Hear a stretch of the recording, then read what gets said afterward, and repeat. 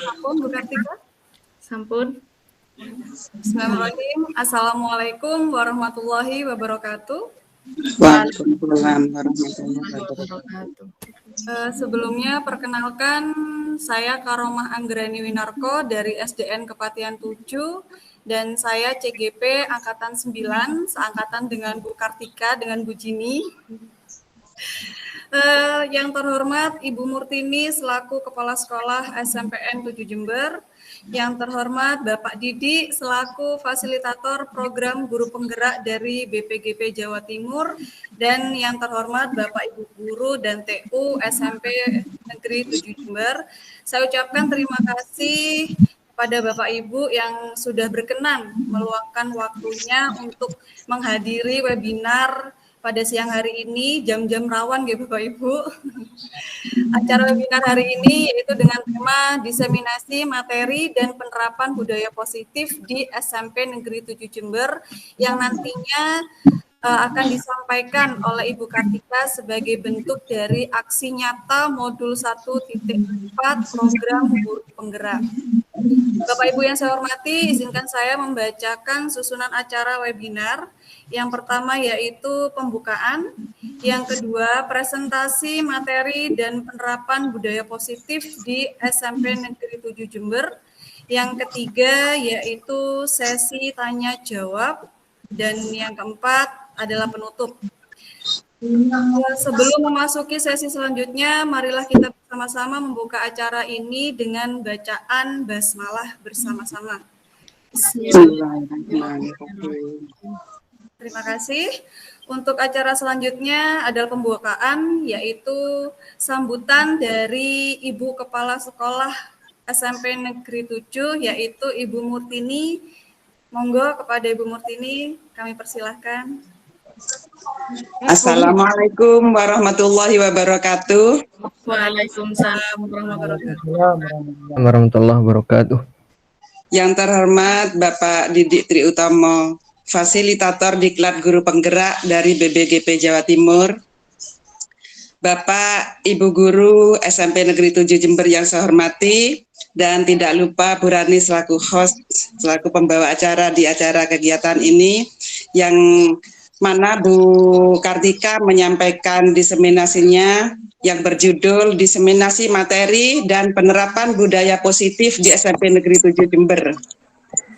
Ibu Kartika nanti akan menyampaikan materi ini tentang budaya positif di sekolah, diantaranya tentang perubahan paradigma belajar dari berpusat pada guru menjadi berpusat pada siswa, disiplin positif, serta motivasi penanganan siswa dengan tahapan segitiga restitusi, dan lain-lainnya. Harapannya nanti Bapak Ibu Guru di SMP Negeri 7 Jember mendapatkan ilmu pengetahuan terbaru sesuai konsep pemikiran Ki Hajar Dewantoro yang bisa diterapkan di sekolah. Bu Kartika juga akan memberikan contoh-contoh penerapan budaya positif yang telah dilakukan di kelas Bu Kartika sebagai implementasi aksi nyata dari modul 1.4 program guru penggerak. Budaya positif dapat menciptakan suasana yang aman dan nyaman, baik saat pembelajaran di kelas maupun kegiatan lain di luar kelas. Budaya positif jika diterapkan di sekolah dengan maksimal akan mewujudkan karakter siswa sesuai dengan tujuan pendidikan nasional yang dijabarkan dalam profil pelajar Pancasila. Harapan saya nanti setelah webinar ini tidak hanya Bu Kartika yang menerapkan budaya positif di sekolah, harapannya nanti Bapak Ibu Guru SMP Negeri 7 Jember juga menerapkan budaya positif ini, sehingga kita bersama-sama dapat mewujudkan tujuan pendidikan nasional dan visi sekolah. Saya harap dan mohon Bapak Ibu Guru SMP Negeri 7 Jember yang bergabung di kesempatan ini, marilah kita simak apa yang disampaikan oleh Bu Kartika, sehingga kita akan memperoleh manfaat ilmu yang ditularkan dari Ibu Kartika nantinya dan bisa diterapkan secara bersama Dan mudah-mudahan apa yang telah kita peroleh nanti pada saat ini bisa bermanfaat bagi kita, juga pada peserta didik anak-anak kita. Mungkin hanya itu yang bisa saya sampaikan, kurang dan lebihnya saya mohon maaf. Dan sekali lagi mohon maaf Pak Didik, mungkin saya tidak bisa lanjut sampai di akhir kegiatan ini, karena saya ada kegiatan lain, yaitu akan berangkat ke Jogja bersama Dinas Pendidikan. Saya akhiri, wassalamualaikum warahmatullahi wabarakatuh. Waalaikumsalam. Waalaikumsalam warahmatullahi Matur nuwun wabarakatuh. Ibu Murtini. Acara yang kedua yaitu memasuki presentasi materi dan penerapan budaya positif di SMP Negeri 7 Jember yang akan disampaikan oleh Ibu Kartika Sari Dewi. Kepada Ibu Kartika, kami persilahkan. Baik, terima kasih Ibu Rani. Saya akan share screen, Bapak Ibu.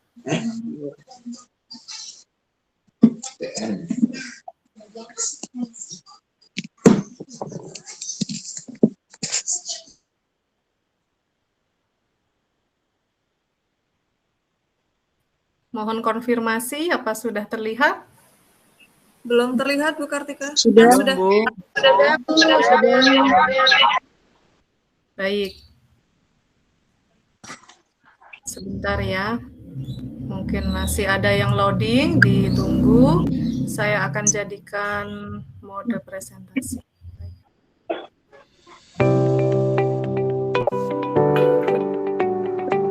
Ya, Bu. Terlihat ya?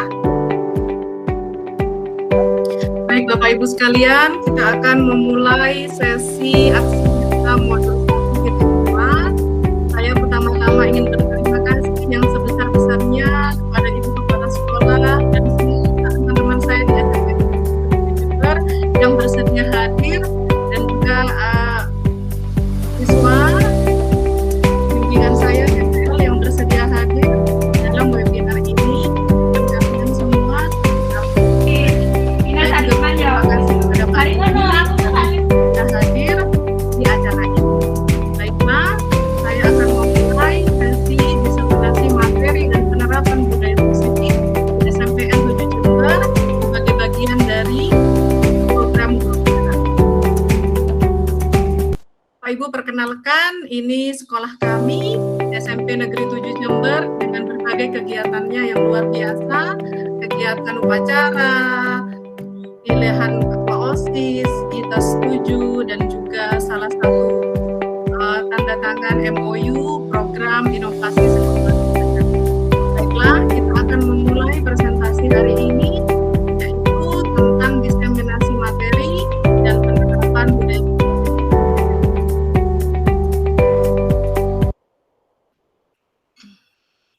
Baik, Bapak Ibu, kita akan mulai pembahasan kita dengan materi yang pertama. Apa sih sebenarnya budaya positif itu?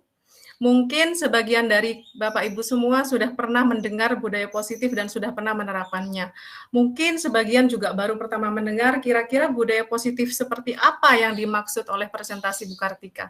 Baik, pada siang hari ini, budaya positif yang ingin saya bahas adalah perwujudan dari nilai-nilai atau keyakinan universal yang diterapkan di sekolah. Budaya positif diawali dengan perubahan paradigma dari stimulus respon menjadi teori kontrol. Nah, ini nanti akan saya jelaskan lebih lanjut di slide-slide yang selanjutnya. Budaya positif dapat menciptakan suasana yang aman dan nyaman di sekolah, baik ketika pembelajaran di kelas maupun ketika kita berkegiatan lain di sekolah. Budaya positif adalah salah satu perwujudan dari visi guru dan visi sekolah yang mengandung nilai-nilai kebajikan sesuai dengan tujuan pendidikan nasional yang dijabarkan dalam profil pelajar Pancasila. Nah, pada siang hari ini ada 7 konsep inti modul budaya positif yang ingin saya bagikan dan ingin saya berikan penerapannya yang sudah saya lakukan. Yang pertama, kita akan membahas tentang perubahan paradigma belajar. Kedua, disiplin positif. Ketiga, motivasi perilaku manusia. 5, kebutuhan dasar. 5, posisi kontrol restitusi, keyakinan kelas. dan segitiga restitusi. Mungkin beberapa istilah terdengar asing, mudah-mudahan setelah mendengarkan presentasi ini tidak menjadi asing lagi, karena kita akan membahas satu persatu dan bagaimana penerapannya di sekolah, sehingga tidak hanya guru penggerak yang menggerakkan, tetapi semua warga SMP 7 mudah-mudahan bisa menggerakkan gerakan perubahan di SMP Negeri 7. Kita akan mulai dari pembahasan yang pertama, Bapak Ibu, yaitu perubahan paradigma belajar. Sebenarnya materi yang saya dapatkan dari Diklat Guru Penggerak ini berjalan hand in hand dengan kurikulum Merdeka. Kebetulan di sekolah kami tahun ini kita baru menerapkan kurikulum Merdeka. Ada hal-hal di kurikulum Merdeka yang berjalan seiringan dengan perubahan paradigma belajar yang ditawarkan di program Guru Penggerak. Yang pertama, pembelajaran diharapkan haruslah menuntun anak menjadi merdeka sesuai kodrat alam dan kodrat zamannya. Kata merdeka di sini dan kodrat alam dalam artian bahwa kita sebagai guru, kita harus bisa memanfaatkan potensi karakter yang dimiliki anak. Kita di SMP Negeri 7 Jember, khususnya di kota Jember, anak-anak kita tumbuh di daerah budaya Pendalungan, di mana budaya Madura dan budaya Jawa bercampur menjadi satu, itu kita sebut budaya Pendalungan.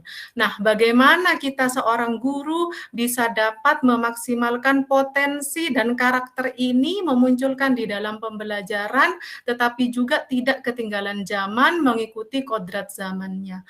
Kodrat zaman dimaksudkan meskipun kita mengangkat karakter budaya daerah anak-anak kita juga harus dapat menuntun anak-anak agar bisa untuk mencapai pembelajaran yang menggambarkan keterampilan-keterampilan di abad 21 yang tergambar dalam HOTS ya, 4C. Nah, di perubahan paradigma belajar ini, kita juga diharapkan sebagai pendidik untuk dapat menerapkan slogan-slogan Ki Hajar Dewantara. Di antaranya, Ingar Sosong Tulodo, Ingmadya Mangunkarsa, Tutwuri Handayani. Mungkin di salah satu slogan ini yang paling terkenal adalah Tutwuri Handayani. Tetapi sebenarnya slogan KHD ini dimulai dari awal. Ingar Sosung Tulodo, bahwa sebagai guru kita harus bisa memberikan teladan kepada anak-anak, dan di tengah-tengah kita juga harus bisa memberikan ide dan gagasan-gagasan kepada anak-anak kita, sambil dari belakang kita harus terus bisa memberikan motivasi-motivasi kepada anak-anak didik kita. Nah, di dalam perubahan paradigma belajar ini, diharapkan pembelajaran yang kita lakukan di kelas dirancang berdasarkan pembelajaran yang berprinsip berpihak pada siswa, tidak lagi berpusat pada murid, dan kita juga diharapkan bisa memunculkan pembelajaran berdiferensiasi untuk memfasilitasi anak-anak yang memiliki kebutuhan belajar yang berbeda-beda. Sehingga ketika kebutuhan anak-anak sudah dapat kita penuhi, maka dia bisa meraih potensi terbaiknya untuk meraih keselamatan dan kebahagiaan yang setinggi-tingginya di masa depan. Inilah konsep utama dari Ki Hajar Dewantara yang ingin diangkat dan diterapkan oleh kita semua pendidik di Indonesia. Baik, ini adalah contoh skema paradigma belajar abad 21. Tadi sudah saya menyampaikan bahwa sebagai pendidik kita harus bisa menerapkan fungsi among guru, menuntun anak-anak kita sesuai dengan kodrat zaman dan kodrat alamnya. Kodrat alam tidak melupakan karakter dari mana ia berasal, budaya Pendalungan yang ia miliki, tetap mencirikan karakter diri anak, tetapi juga tidak melupakan kodrat zamannya.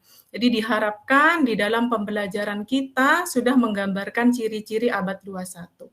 Yang pertama informasi, yang dimaksudkan dengan informasi ini adalah kita seharusnya bisa membimbing pembelajaran yang mendorong anak-anak untuk mencari tahu dari berbagai sumber. Jadi satu-satunya sumber di kelas bukan hanya guru atau juga textbook, tetapi kita bisa menggunakan sumber-sumber yang lain seperti internet, teman, lingkungan belajar, dan hal-hal yang lain selain guru dan textbook. Diharapkan juga pembelajaran mampu untuk memunculkan adanya perumusan masalah, bukan hanya menyelesaikan masalah. Nah, ini bisa kita terapkan di kelas dengan menerapkan problem based learning atau pembelajaran berbasis masalah. Lalu pembelajaran diarahkan untuk melatih berpikir kritis. Nah, dalam hal ini kita diharapkan sebagai guru bisa memunculkan high order thinking skill atau HOTS pada anak-anak ya. Yang terakhir, tidak hanya itu, kita juga harus bisa memupuk kerjasama dan kolaborasi dalam menyelesaikan permasalahan di sekolah.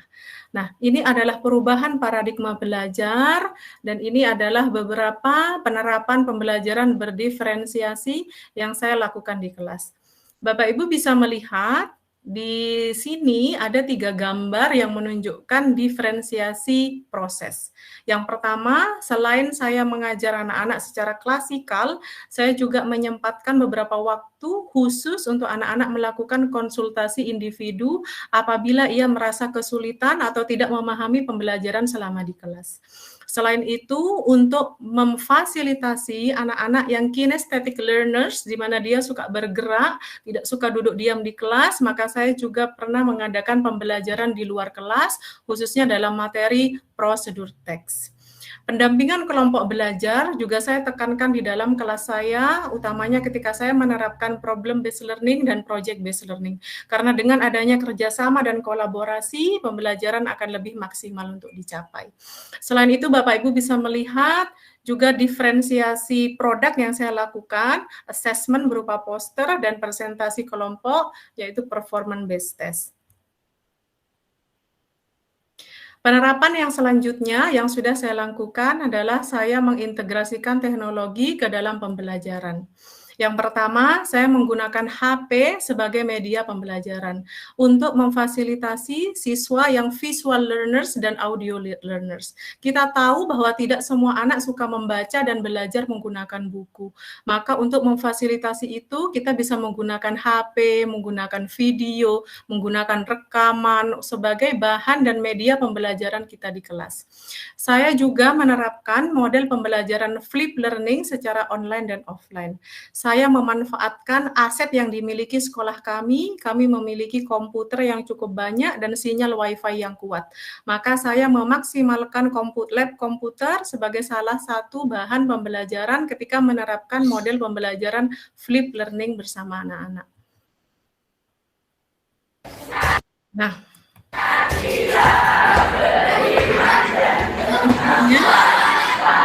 saya juga menjadikan icebreaker untuk menciptakan suasana belajar yang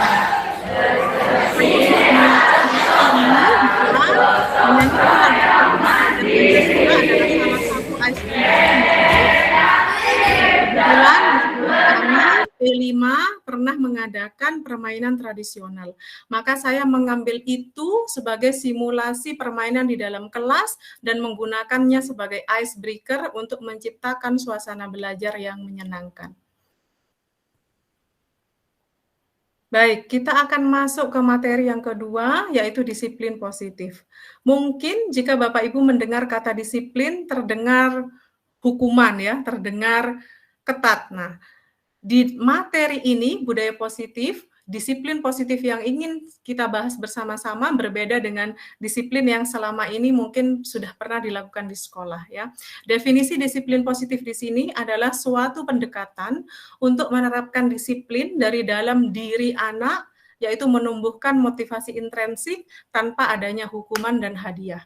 Jadi kita diharapkan sebagai guru dapat menumbuhkan motivasi anak tanpa harus menakut-nakuti dengan adanya hukuman dan tanpa mengiming-imingi dengan hadiah. Tujuan dari disiplin positif adalah menanamkan motivasi kepada siswa untuk menjadi orang yang mereka inginkan dan menghargai diri sendiri dengan nilai-nilai yang mereka percaya.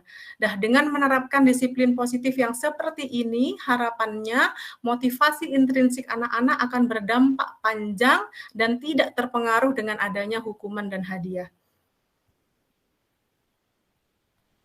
Baik, kita akan menuju stimulus respon dan teori kontrol. Nah, ini tadi sudah saya singgung di awal budaya positif ya, The Choice Theory by Dr. William Glasser.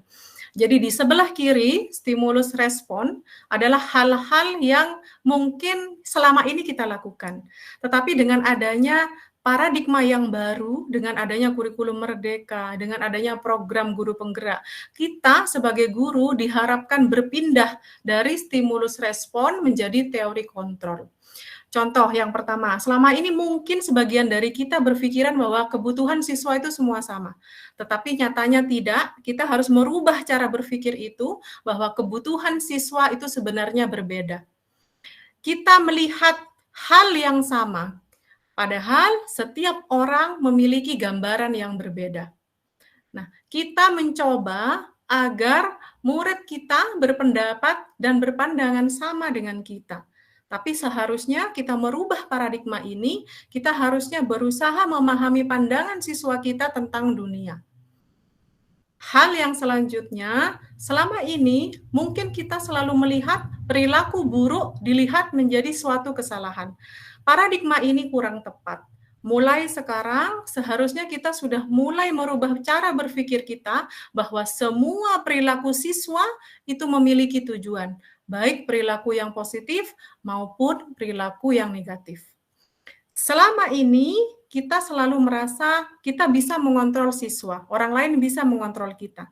Tetapi kita harus merubah paradigma itu, bahwa siapa yang bisa merubah siswa itu bukan kita, tetapi siswa itu sendiri.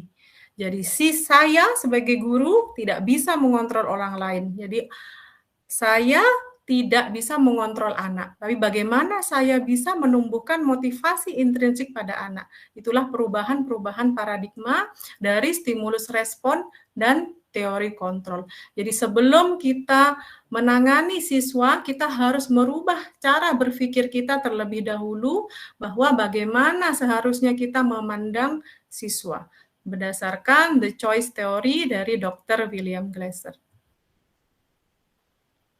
Baik, kesimpulan dari materi yang ini, disiplin positif merupakan suatu pendekatan untuk menerapkan disiplin dari dalam diri anak tanpa kita memberikan hukuman dan hadiah. Penerapan disiplin positif didasari oleh motivasi intrinsik, bukan motivasi ekstrinsik. Bagaimana caranya? Kita akan membahas di materi yang selanjutnya. Teori kontrol menyatakan bahwa semua perilaku memiliki tujuan. Ini dulu harus kita pahami sebagai seorang pendidik. Apabila anak berperilaku tidak baik, maka sesungguhnya di balik perilaku itu ada tujuannya. Nah, itu adalah tugas kita sebagai guru untuk menganalisa kenapa siswa kita berperilaku seperti itu dan bagaimana kita bisa mencari solusi yang terbaik sehingga siswa dan guru tidak merasa ada yang menang dan ada yang kalah, tetapi dua-duanya bisa mencapai tujuan dengan baik bersama-sama.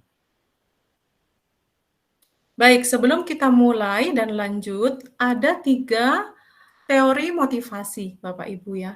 3 teori motivasi yang mendasari perilaku manusia.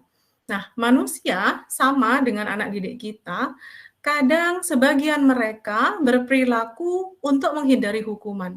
Contohnya, mungkin sebagian anak ada yang datang tepat waktu jam 7 karena dia takut dihukum. Takut disuruh lari keliling lapangan, takut disuruh membersihkan kamar mandi. Nah, ini adalah motivasi yang pertama. Motivasi jenis ini biasanya cenderung berulang. Hari ini dihukum, besok akan berulang lagi. Hari ini terlambat, mungkin akan terlambat lagi karena motivasinya hanya untuk menghindari hukuman. Ini adalah motivasi yang kurang diharapkan. Motivasi yang kedua adalah untuk mendapatkan imbalan atau penghargaan. Semisal kita memberikan imbalan berupa poin, berupa nilai tambahan, jika anak-anak bisa melakukan hal yang kita harapkan. Misalnya contoh, siapa yang ngacung dapat nilai. Nah, itu biasanya akan menarik banyak siswa untuk ngacung, untuk berpartisipasi dalam pembelajaran. Tetapi sesungguhnya motivasi yang didasari oleh hukuman dan penghargaan juga temporari, juga tidak akan berjangka panjang. Motivasi yang sangat diharapkan dan dituntun untuk bisa dilakukan oleh kita sebagai guru adalah motivasi yang ketiga. Bagaimana kita sebagai seorang guru bisa memunculkan motivasi dalam diri anak sehingga mereka melakukan hal-hal yang positif dengan motivasi menjadi orang yang mereka inginkan, menghargai diri sendiri dan menerapkan nilai-nilai kebajikan yang ada dalam dirinya. Bagaimana langkah-langkahnya? Kita akan lanjut. Baik Bapak Ibu, sebelum ke langkah-langkahnya, kita akan masuk ke pembahasan 5 kebutuhan dasar manusia, karena sebagai pendidik kita harus tahu bahwa semua manusia, termasuk murid kita, memiliki 5 kebutuhan dasar. Kebutuhan yang pertama adalah kebutuhan untuk bertahan hidup. Nah, kebutuhan ini cenderung arahnya ke kebutuhan fisiologis, kebutuhan akan kesehatan, rumah, dan makanan. Lalu kebutuhan yang kedua adalah kasih sayang dan rasa diterima, ini lebih ke kebutuhan fisik psikologis. Yang ketiga adalah kebutuhan akan kebebasan, di mana diharapkan siswa kita di kelas diberikan kebebasan dan kemandirian untuk bisa membuat pilihan. Yang keempat adalah kebutuhan akan kesenangan, di mana siswa kita di kelas, jika kebutuhan ini tidak terpenuhi, mungkin akan merasa bosan dengan pembelajaran yang kita berikan di kelas. Lalu yang terakhir adalah kebutuhan akan penguasaan, pengakuan atas kemampuan. Jika siswi di sekolah kita memiliki kemampuan, maka kita harus mengakui kemampuan tersebut. Nah, jika 5 kebutuhan dasar ini sudah terpenuhi, insya Allah anak-anak tidak akan membuat masalah. Tetapi jika salah satu kebutuhan ini tidak dipenuhi, mungkin masalah itu akan timbul. Jika di rumah, mungkin dia tidak memiliki rumah yang layak, makanan yang cukup, maka akan membawa masalah ke sekolah. Demikian juga jika dia kurang kasih sayang di rumah, baik di rumah atau di sekolah, maka dia juga akan menjadi siswa yang bermasalah. Dan juga kebutuhan-kebutuhan yang lainnya. Maka kita sebagai guru, kita harus bisa menganalisa apabila siswa kita bermasalah, kira-kira kebutuhan yang mana yang tidak dipenuhi, yang tidak terpenuhi oleh siswa tersebut. Nah, itu adalah tugas kita sebagai seorang pendidik. Baik, setelah itu saya akan menunjukkan 5 posisi kontrol guru. Nah, setelah kita menganalisa permasalahan anak-anak, kira-kira anak yang bermasalah tadi kebutuhan mana yang tidak terpenuhi? Setelah kita menganalisa, maka kita harus dapat memposisikan diri kita di salah satu 5 posisi kontrol guru. Kira-kira Bapak Ibu guru di SMP Negeri 7 Jember, posisi yang mana yang sudah diterapkan selama ini? Apakah sebagai penghukum? Ataukah sebagai pembuat rasa bersalah? Ataukah sebagai teman, pemantau, atau manajer? Yang mana yang kira-kira yang terbaik? Baik, Bapak Ibu, mungkin kita akan sedikit sharing, karena saya juga baru pertama mendapatkan ilmu ini di guru penggerak. Saya sendiri jujur, saya sering dulu sebelum saya ikut diklat guru penggerak, saya sering memposisikan diri saya sebagai teman ya, dan ternyata itu tidak baik ya, ternyata itu kurang baik. Nah, kita akan mulai dari posisi guru sebagai penghukum. Dari 5 posisi kontrol, posisi ini adalah posisi yang paling tidak disarankan untuk dilakukan kita sebagai seorang guru. Di posisi ini, guru berperan sebagai penghukum. Dia akan menggunakan hukuman untuk mengontrol perilaku muridnya, mungkin berkata kasar atau tidak baik. Hukuman yang diberikan dapat berupa fisik maupun verbal. Lalu, kontrol yang selanjutnya adalah pembuat rasa bersalah. Suaranya lembut, namun menggunakan keheningan yang membuat orang lain merasa tidak nyaman. Mungkin kalimat-kalimat yang keluar dari guru yang pembuat merasa bersalah adalah, saya kecewa dengan kamu. Kamu udah sebenarnya bisa dapat nilai seperti ini, yang lebih baik. Kamu kok seperti ini? Nah, itu adalah kalimat-kalimat yang sebaiknya tidak kita gunakan untuk menghadapi anak-anak. Lalu yang selanjutnya adalah posisi guru sebagai teman. Nah, guru pada posisi ini tidak akan menyakiti murid, namun berusaha mengontrol muridnya melalui bujukan atau persuasi. Nah, biasanya kalimat-kalimat yang keluar dari guru adalah, ayolah bantu ibu, kamu pasti bisa membantu bu guru.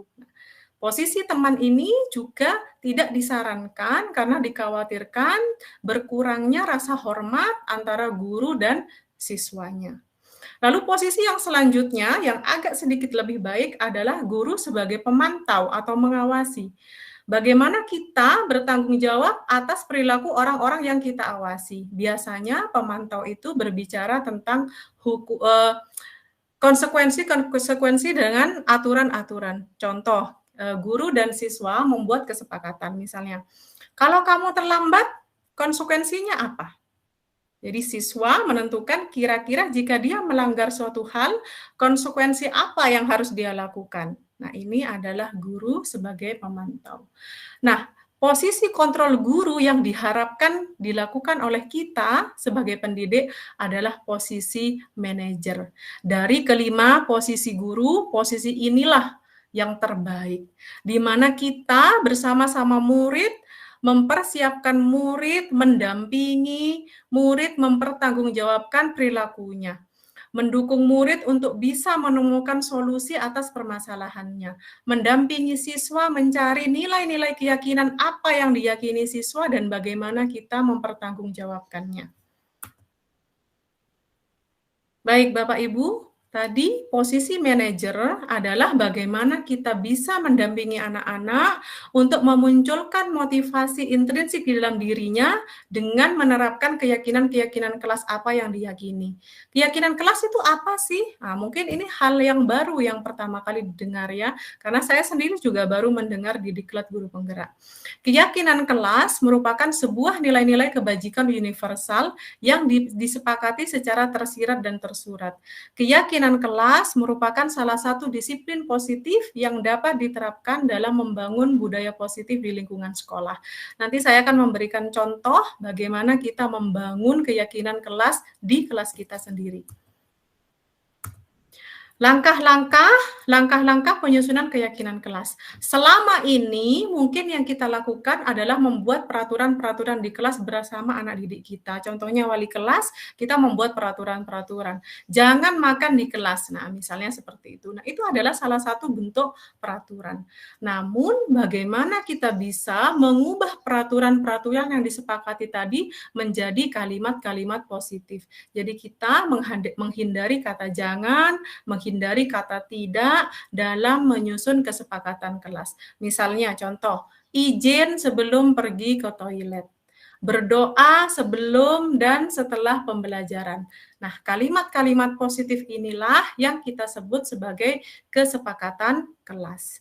Dari kesepakatan kelas yang kita susun, lalu kita mendampingi anak-anak untuk mencari nilai-nilai kebajikan atau keyakinan dari kesepakatan tersebut.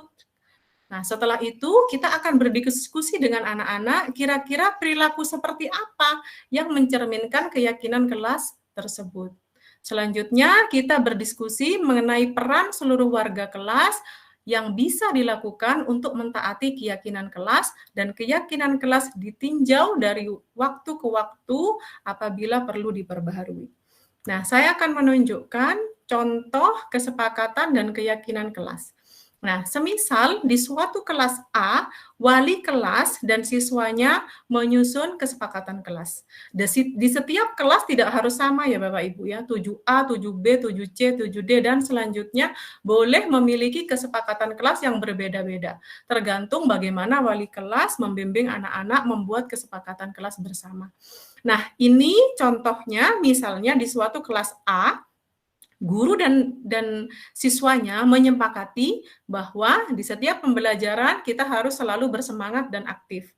Lalu memperhatikan saat pembelajaran, lalu izin, dan lain-lainnya Bapak Ibu bisa membaca. Jadi di kelas A disepakati ada 6 kesepakatan kelas.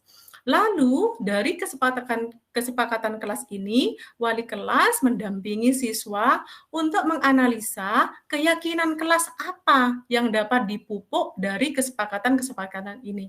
Misalnya, kalau kita selalu bersemangat dan aktif mengikuti pelajaran, nilai-nilai apa yang muncul anak-anak?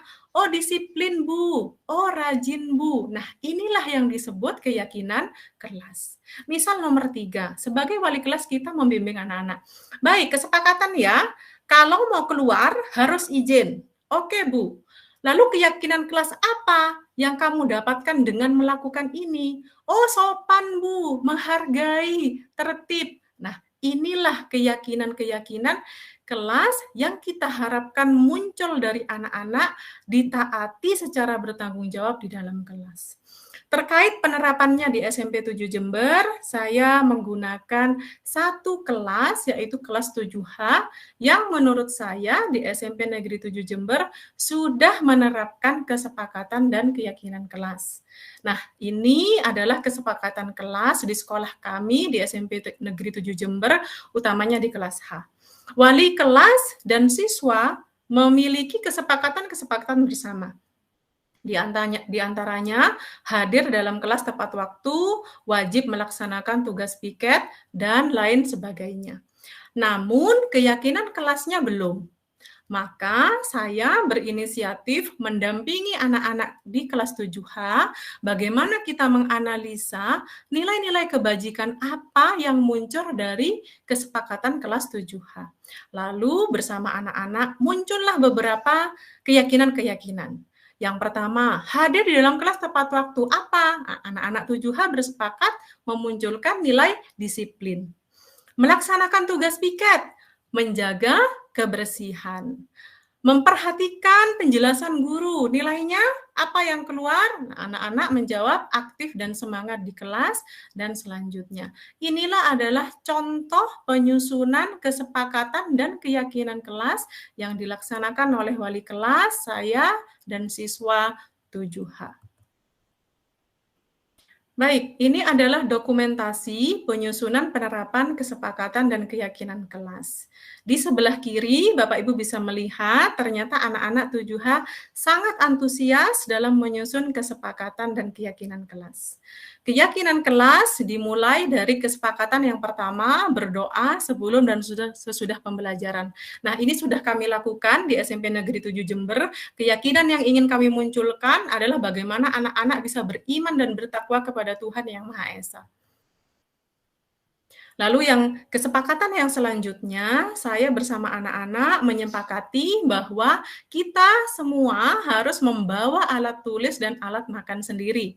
Keyakinan yang ingin saya munculkan adalah anak-anak bisa mandiri dan bertanggung jawab atas alat tulis dan alat makan mereka sendiri. Berikut saya akan memutarkan video bagaimana anak-anak di SMP Negeri 7 Jember sudah menggunakan alat makan dan minumnya sendiri, karena sekolah kami adalah sekolah adiwiyata, bebas plastik, menghindari itu, maka anak-anak membawa alat makannya sendiri. Di video ini bisa terlihat Bapak Ibu bagaimana anak-anak bisa sendiri bertanggung jawab atas alat makannya. Di SMP Negeri 7 Jember, kami sudah menyediakan sabun di hampir semua. Jadi setelah anak-anak makan, sebelum makan, anak-anak mencuci tangan dengan bersih menggunakan sabun. Lalu anak-anak makan bersama-sama menggunakan alat makan yang dibawa sendiri dari rumah. Setelah itu, anak-anak bertanggung jawab dengan alat makannya sendiri, dengan mencuci bersih alat makannya menggunakan sabun sunlight yang disediakan di hampir semua. Ini menunjukkan bagaimana anak didik kita di SMP 7 Jember sudah secara mandiri bertanggung jawab atas alat makannya.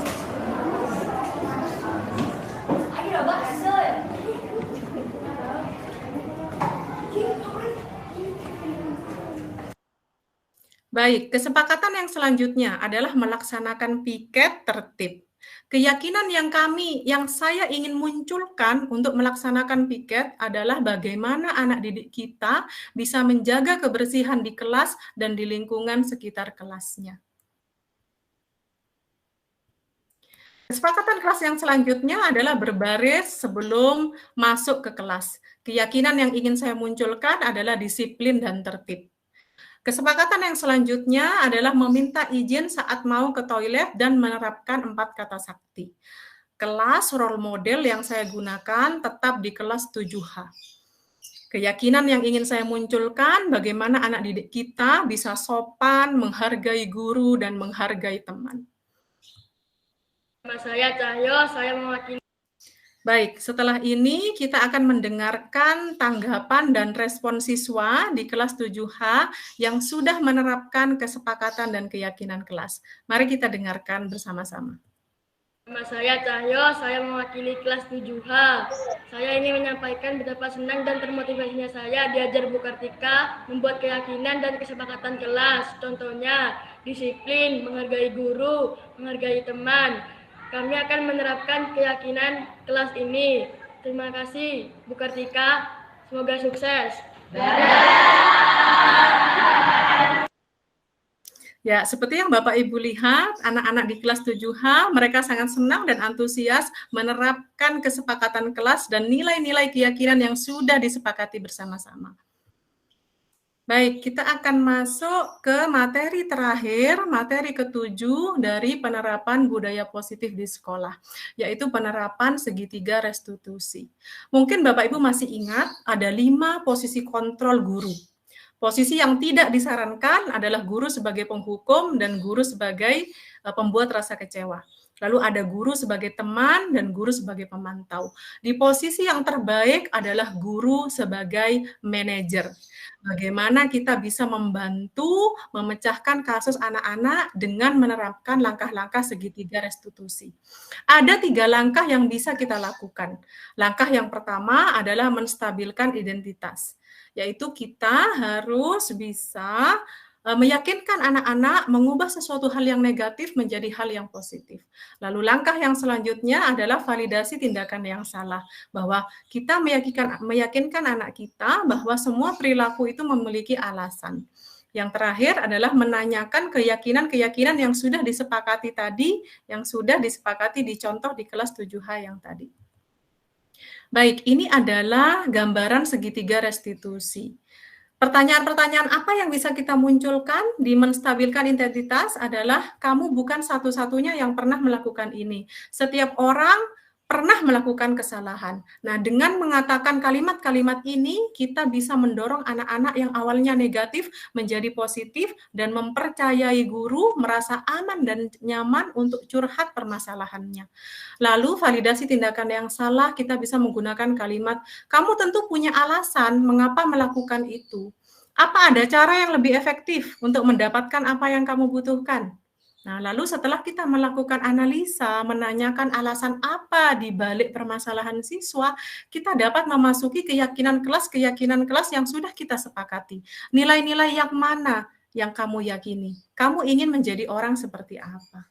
Nah, Bapak Ibu, setelah ini saya akan memberikan contoh penerapan segitiga restitusi yang sudah saya terapkan di SMP Negeri 7 Jember. Nah, ini adalah skenario kasus yang sudah saya lakukan. Gurunya saya sendiri, siswanya Kirena 9B. Kasusnya adalah seorang siswa berselisih paham dengan teman satu kelasnya. Dia menjambak rambut temannya sesaat sebelum pelajaran dimulai. Dikarenakan situasi kelas kurang kondusif, guru mengamankan pelaku penjabakan dan mengajaknya berdialog di sebuah ruangan. Setelah ini saya akan memutar video bagaimana saya menangani kasus Kirena 9B menggunakan tahapan segitiga restitusi. Mohon disimak. Tenangkan dirimu. Bisa kita bicara? Bisa, Bu. Ada apa, Kirena? Kenapa kamu menangis? Maaf, Bu. Saya tadi berkelahi dengan Cindy. Saya menjambak rambutnya, Bu. Oh gitu. Tenangkan dulu dirimu, nak. Saya marah dan tersinggung, Bu. Cindy sering mengejek fisik saya. Semua orang itu pasti pernah berbuat kesalahan. Ibu juga seperti itu.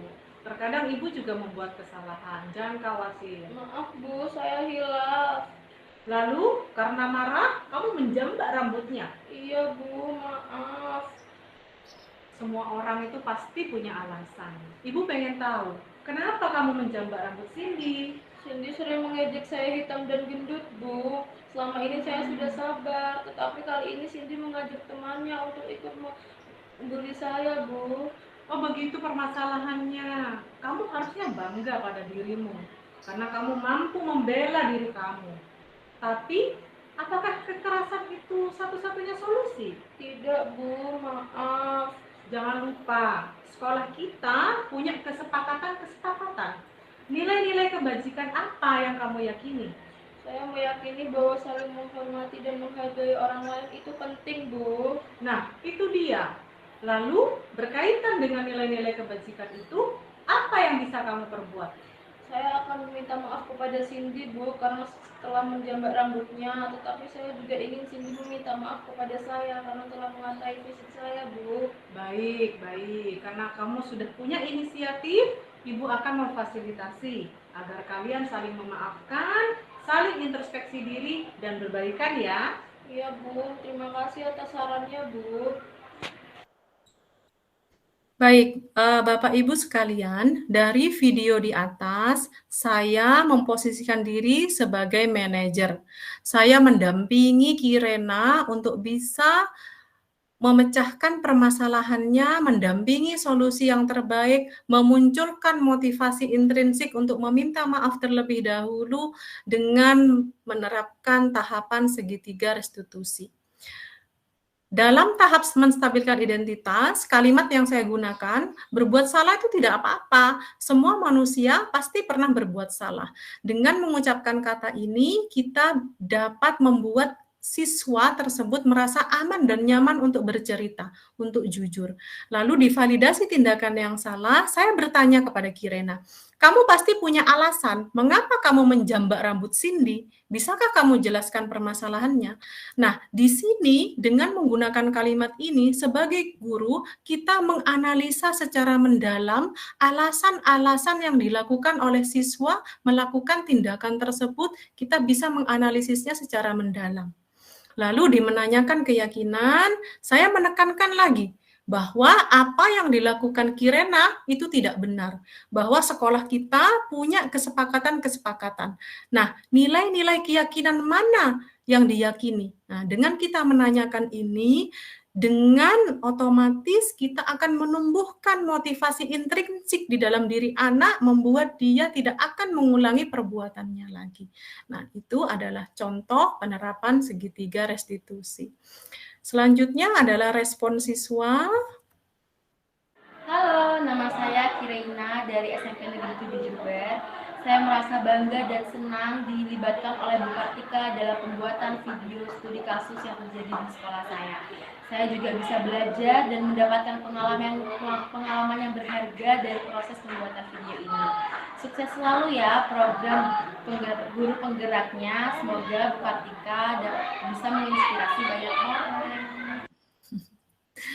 Baik Bapak Ibu, demikian adalah pemaparan materi dan penerapan budaya-budaya positif yang sudah saya lakukan di sekolah. Kita sampai di penghujung acara, yaitu refleksi dari apa yang sudah saya lakukan di sekolah. Yang pertama, perubahan apa yang terjadi pada cara berpikir saya dalam menciptakan budaya positif di sekolah. Setelah mempelajari modul ini, saya baru sadar pentingnya menumbuhkan dan memupuk keyakinan kelas berdasarkan nilai-nilai kebajikan sesuai profil pelajar Pancasila. Karena menumbuhkan motivasi intrinsik itu sesuatu yang tidak mudah tetapi bisa dilakukan. Selain itu, saya menyadari bahwa pentingnya penerapan posisi kontrol guru sebagai manajer.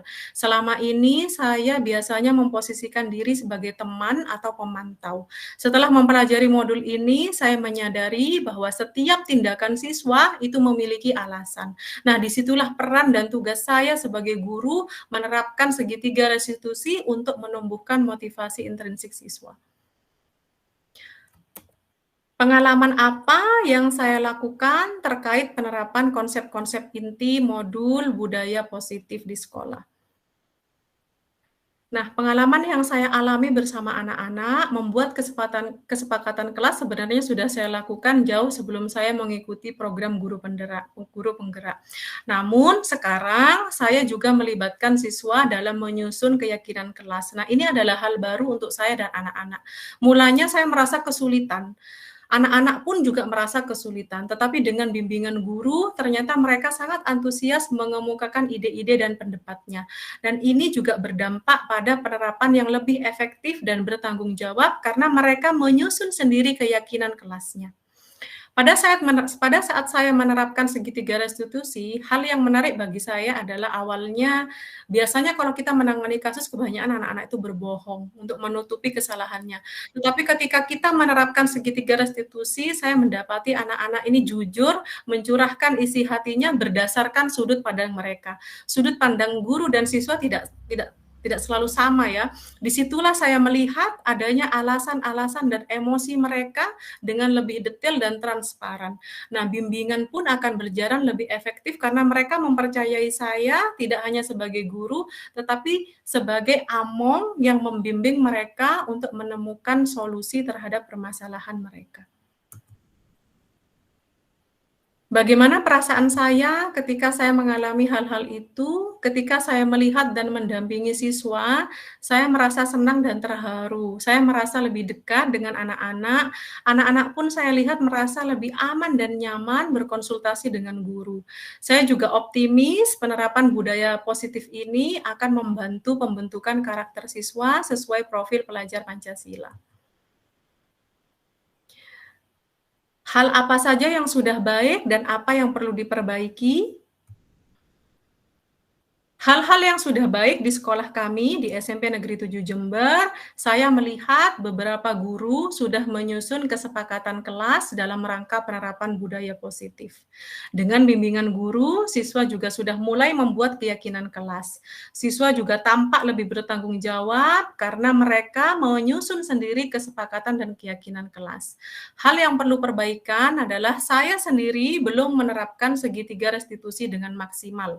Mulai saat ini ke depan saya akan berusaha untuk menerapkan semua tahapan segitiga restitusi saat menangani kasus-kasus siswa bermasalah di sekolah. Nah, sebelum mempelajari modul ini, posisi kontrol apa yang sering saya lakukan? Lalu bagaimana perasaan saya sekarang? Apa perbedaannya? Sebelum belajar modul ini, saya sering memposisikan diri sebagai teman. Hal ini saya lakukan karena saya ingin lebih dekat dengan siswa. Namun ada hal yang negatif, yaitu saya merasa kurang senang saat anak meremehkan saya dan berlaku tidak sopan. Saat itu saya merasa kurang dihormati oleh siswa. Setelah belajar modul ini, saya mencoba lebih sering untuk memposisikan diri sebagai manajer. Saya senang karena saya bisa menggali informasi lebih dalam dan solusi yang lebih konkret dari siswa. Saya akan mendampingi anak-anak untuk mencari solusi di setiap permasalahannya.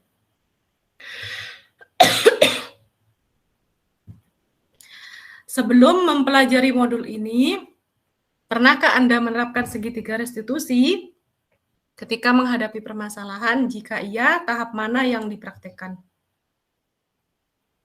Sebelumnya, saya sudah menerapkan segitiga restitusi, tetapi tidak berurutan. Saya hanya menerapkan tahapan validasi tindakan yang salah. Hal yang saya praktekkan adalah saya selalu menanyakan anak-anak alasan dibalik perilaku siswa yang kurang baik.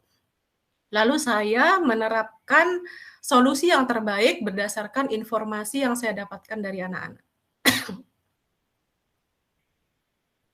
Selain konsep yang disampaikan, adakah hal lain yang menurut Anda penting untuk dipelajari? Hal yang akan saya lakukan ke depan dan menurut saya penting dalam memaksimalkan penerapan budaya positif di sekolah adalah memaksimalkan peran wali murid dan masyarakat. Siswa lebih banyak menghabiskan waktu di rumah dan di luar sekolah.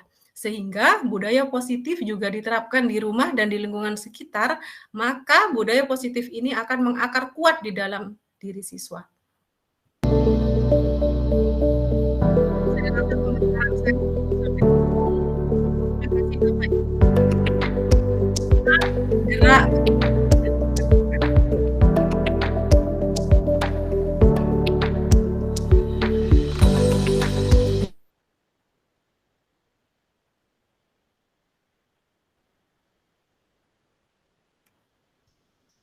Saya kembalikan ke Bu Rani, demikian pemaparan saya, terima kasih. Oke, terima kasih Bu Kartika. Wah, sangat bagus sekali presentasinya. Baiklah, untuk sesi selanjutnya yaitu sesi tanya jawab. Bapak Ibu mungkin ada yang mau bertanya, monggo. Saya beri waktu 15 menit dan saya batasi hanya dua penanya saja, nggih. Monggo, yang mau bertanya bisa raise hand.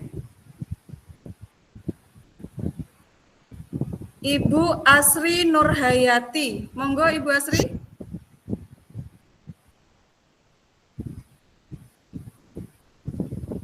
Ibu Asri Nurhayati, raise hand.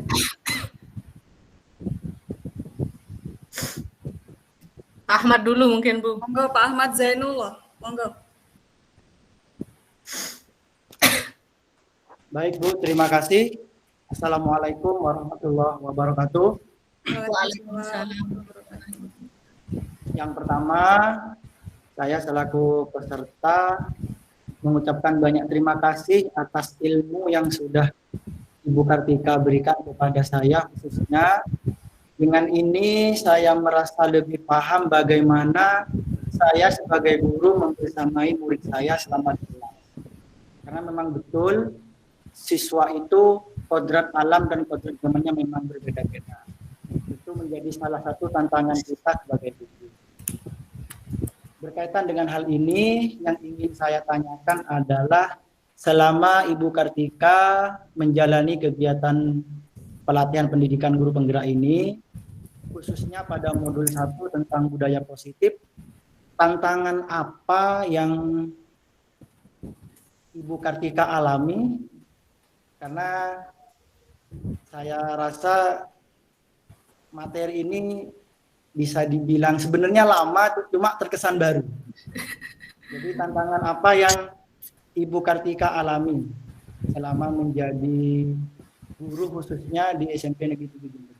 Terima kasih. Wassalamualaikum warahmatullahi wabarakatuh. Waalaikumsalam warahmatullahi wabarakatuh.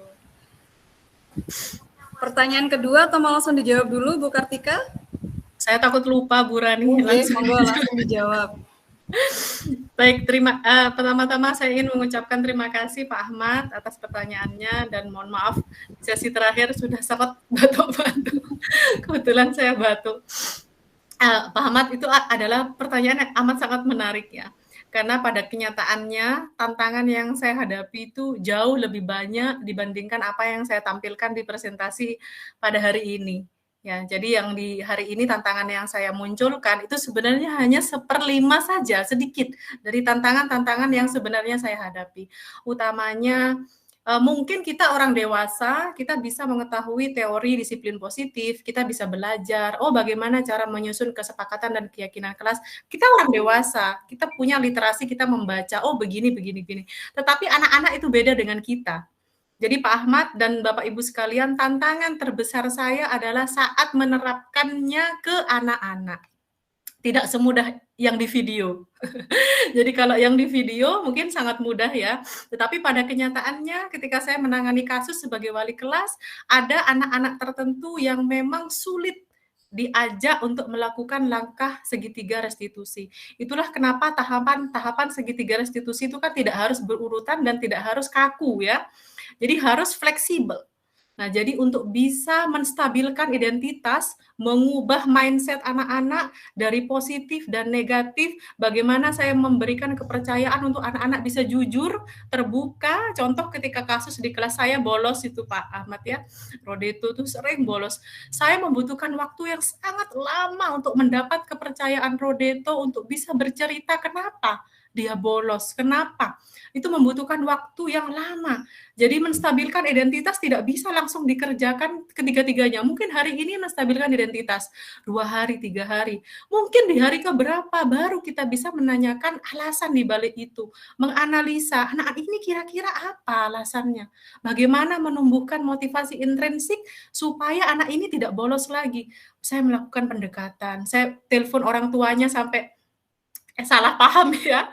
Jadi tantangan saya Pak Ahmad yang terbesar adalah penerapan segitiga restitusi di lingkungan nyata kepada anak-anak, dan apabila kita berhasil, si anak tidak bolos lagi, Redoto, itu adalah suatu pencapaian yang luar biasa sebagai guru, bahwa kita tidak perlu marah-marah menghukum anak-anak, itu nggak perlu sebenarnya. Tapi dengan melakukan pendekatan-pendekatan dengan segitiga restitusi dan berhasil, ya alhamdulillah dia kadang masih bolos, tapi tidak sebanyak yang dulu. Nah, itu adalah suatu pencapaian bagi saya. Ya, begitu Pak Ahmad, terima kasih.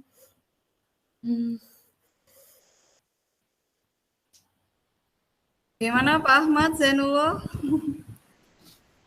Alhamdulillah, terima kasih Bu atas pengalaman selama Ibu mengajar di SMP Negeri 7, khususnya pada saat melakukan kegiatan pendidikan guru penggerak ini.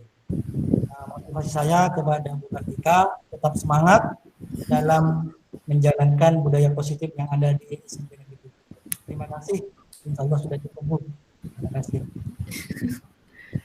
Terima kasih Pak Ahmad Zainullah. Tetap semangat Bu Tika, nggih. Selanjutnya pertanyaan yang kedua, monggo raise hand yang ingin bertanya Bapak Ibu.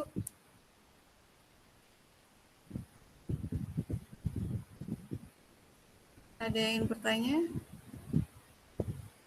Bu Lisa Amalia?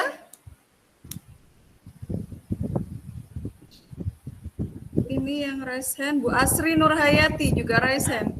Monggo Bu Lisa. Assalamualaikum. Perkenalkan, nama saya Lisa Amalia Syanti. Saya ingin bertanya, Bu, apakah ketiga tahapan segitiga restitusi wajib dilakukan setiap guru saat menangani kasus siswa? Karena saya belum pernah memiliki pengalaman tersebut sebelumnya, jadi saya masih merasa asing dengan istilah tersebut. Terkadang kan ada siswa yang jika kita halusin itu malah kayak ngelunjak atau melama ke guru. Bagaimana dengan solusinya, Bu? Terima kasih. Ya, terima kasih Bu Amalia. Monggo Bu Kartika. Baik, terima kasih Bu Lisa. Pertanyaannya itu juga saya alami ya.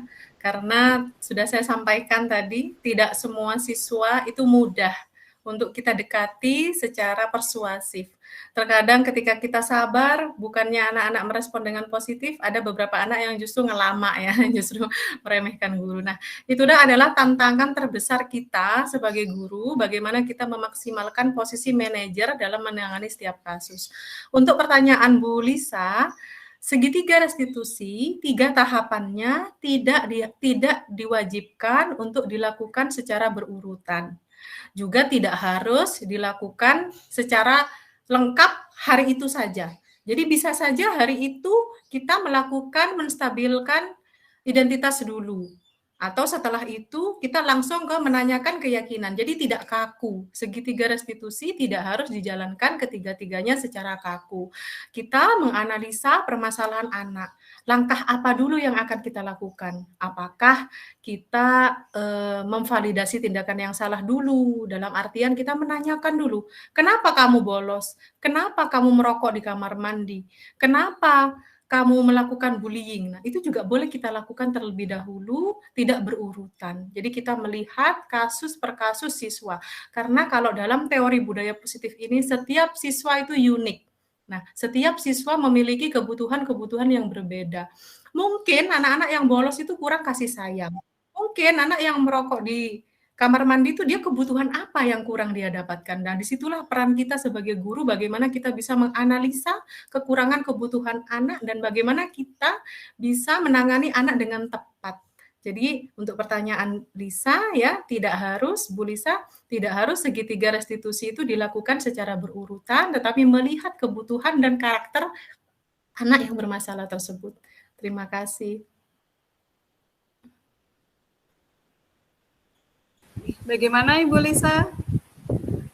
Baik, terima kasih Bu Kartika atas jawabannya. Sangat membantu. Terima kasih untuk Ibu Lisa.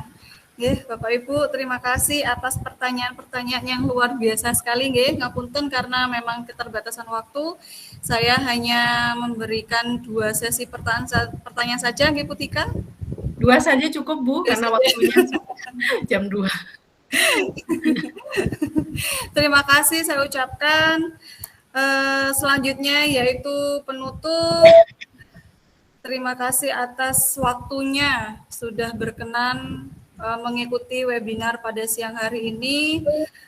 Saya mohon maaf jika dari awal sampai akhir acara webinar saya ada kesalahan kata.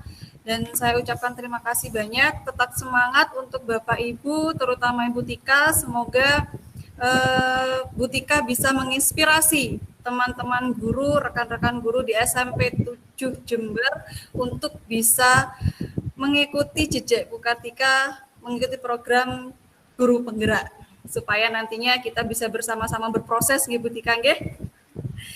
Saya akhiri, terima kasih untuk semuanya. Wassalamualaikum warahmatullahi wabarakatuh. Waalaikumsalam warahmatullahi wabarakatuh. Baik Bu Ika, nanti saya share. Saya hentikan dulu rekamannya ya Bapak Ibu.